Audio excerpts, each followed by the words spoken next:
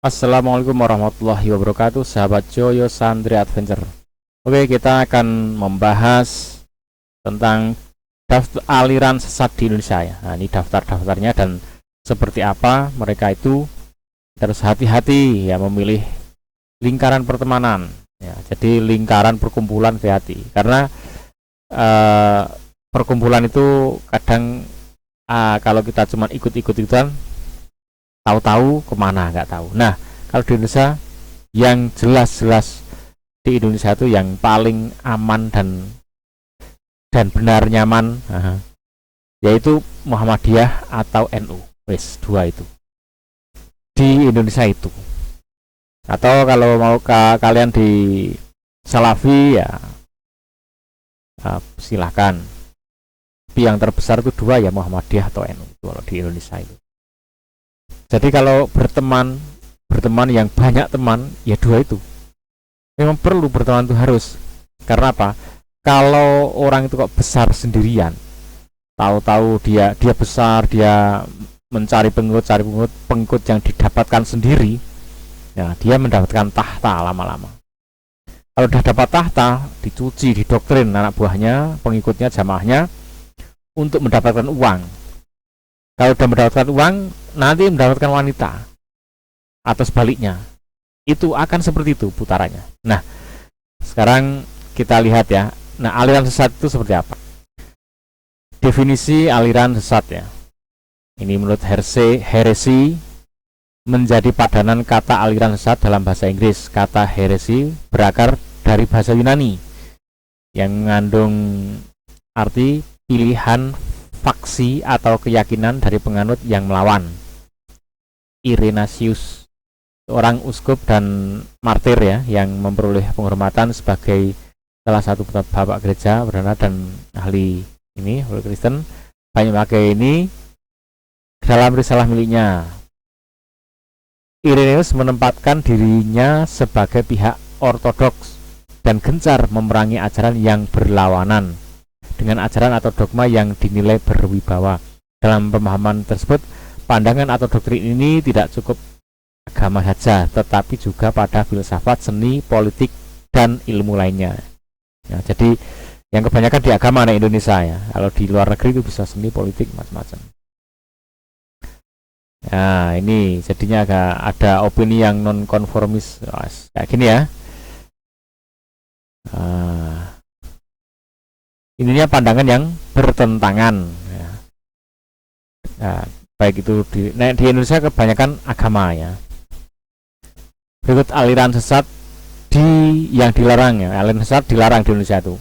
Nah, ini yang ketemu. Nanti kalau muncul lagi ya akan ditindaklanjuti lewat MUI ya, dan pemerintah ya. Ini ada Ahmadiyah Qadian. Ini ada dua kelompok Ahmadiyah, yaitu Ahmadiyah Qadian dan Ahmadiyah Lahori. Nah, Fatwa MUI tahun 1980 menfatwakan Jamaah Ahmadiyah sebagai aliran sesat lantaran mengakui Mirza Ghulam Ahmad selaku nabi lewat wahyu baru yang ia terima ya. Jadinya karena tadi pengakuan nabi itu. Pengakuan nabi ya. Nah, ini sudah jelas bertentangan dengan ajaran Islam ya. Nah, ini kecuali Ahmadiyah Lahore dalam Rakernas MUI yang ini, walau telah terlarang aktivitasnya, pengikut Ahmadiyah tetap berkembang di Indonesia sampai MUI melakukan pembaruan fatwa dalam keputusan ini. Nah, Al-Qiyadah Al-Islamiyah, nah ini Musadek ya. Ini kelompoknya Musadek. Al-Qiyadah didirikan oleh Musadek tahun 2000. Pecahan kelompok negara Islam Indonesia, nah pecahannya NI ya. Oke, ada Salamullah. Wah, ini yang Lia Eden ya. Lia Aminuddin atau Lia Eden.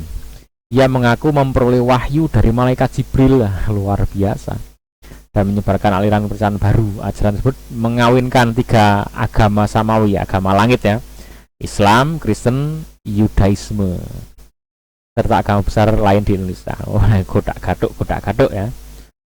Nah, ini langsung ditangani oleh MUI. Tarekat Tajul Halwatiyah Syekh Yusuf Gua. Ini dikenal sebagai aliran Puang Lalang Mahaguru ya, atau Sang Mahaguru. Ini MUI Kabupaten Goa memfatwakan tarekat Tajul Halwatiyah Yusuf Gua pada November 2016 ini sebagai aliansa dibubarkan lantaran mengajak pengikutnya membeli kartu surga dengan harga murah temen 10.000 sampai 50.000 ya, ini tahun 2016 ya, ini terlalu murah bro untuk tiket surga lu segitu, itu nggak masuk akal, tapi ya ada yang beli itu. Nah, luar biasa ya, luar biasa, lucu-lucu, unik. Lalu Puang Lalang juga melaksanakan baiat serta mendoktrin pengikutnya dengan hal-hal yang menistakan ajaran Islam. Nah, terus karena motif meraup keuntungan, akhirnya apa? Di penjara. Nah, siapa yang selanjutnya yang pengen mau nyoba-nyoba, dicoba aja, nanti kalian akan di penjara. Mungkin 1 2 3 dapat pengikut ya. Pengikut yang tolol-tolol itu ya masuk itu. Pengikutnya tolol biasanya. Gerakan Fajar Nusantara ya, sebagai Gavatar ya, ini dulu di pas rame-rame Gavatar ya. Nah, ini perubahannya dari Al-Qiadahnya Musadek ya. Kemudian ini ada Kerajaan Ubur-ubur, Rudi dan Aisyah. Nah, wah, ini menyebutnya titisan Nyiroro Kidul. Yang wajib dion ya kayak gitu, lucu luar biasa, ya meyakini bahwa dirinya merupakan perwujudan Allah serta mempunyai makam dan petilasan di serang batinnya. Perwujudan Allah berarti iso ngopo-ngopo, mau ngapain aja bisa dong Tuhan itu. Terakhir nih aliran Hakekok Balakasuta ya.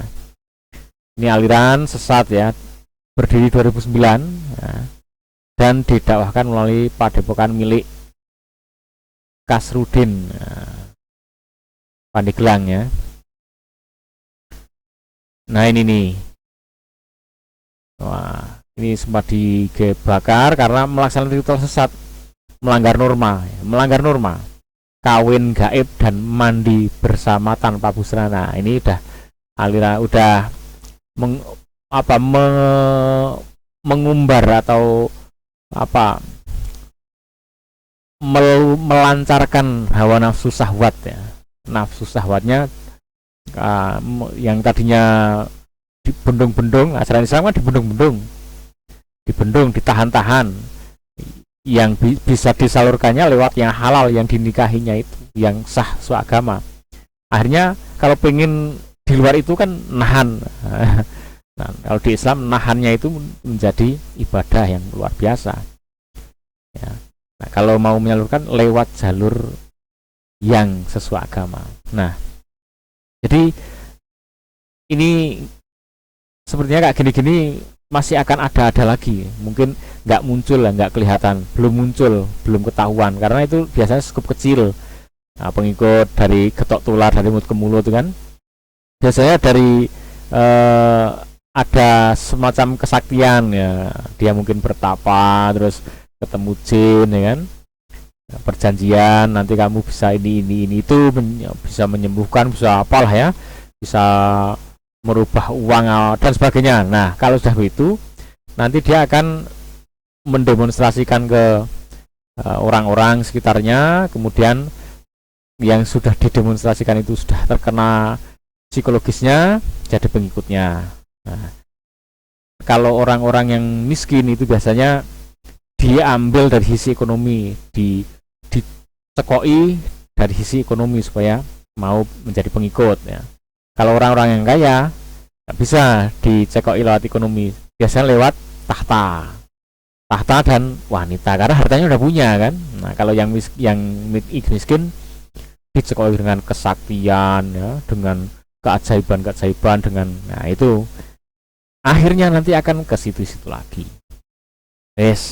Dengan semakin kita tahu banyak hal seperti ini, kita jadi semakin waspada, semakin kokoh pendirian kita untuk memegang ajaran Islam dengan benar. Nah, dengan benar ini pun juga akan banyak sekali hal-hal yang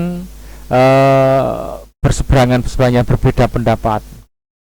Ya, jadi awas, hati-hati, semua dua-duanya benar, tapi orang milih satu. Nah, milih satu sama ini kan jadi berbeda, padahal sama-sama benar. Dalam Islam banyak hal seperti itu, banyak terjadi hal seperti itu, sama-sama dicontohkan oleh Nabi sehingga sama-sama benar. Orang ngambil yang ini, sementara kelompok ini ngambil ini. Nah, dua kelompok ini udah beda pilihan, padahal sama-sama dari Nabi. Ya itu, kalau udah sama-sama dari Nabi ya sudah, semuanya udah oke. Atau kadang dari ijtihad ya, nah itu udah beda lagi. Kalau masalah udah dari pemikiran yang was difikirkan, dirembuk, akhirnya ijtihad ambil sikap ini, nah itu udah ya beda lagi ya. Oke teman-teman, semoga bermanfaat. Ikuti terus Joyo Santri Adventure, kita akan terus belajar bersama-sama di sini. Semoga semakin memperkuat keimanan dan ketakwaan kita semuanya. Assalamualaikum warahmatullahi wabarakatuh.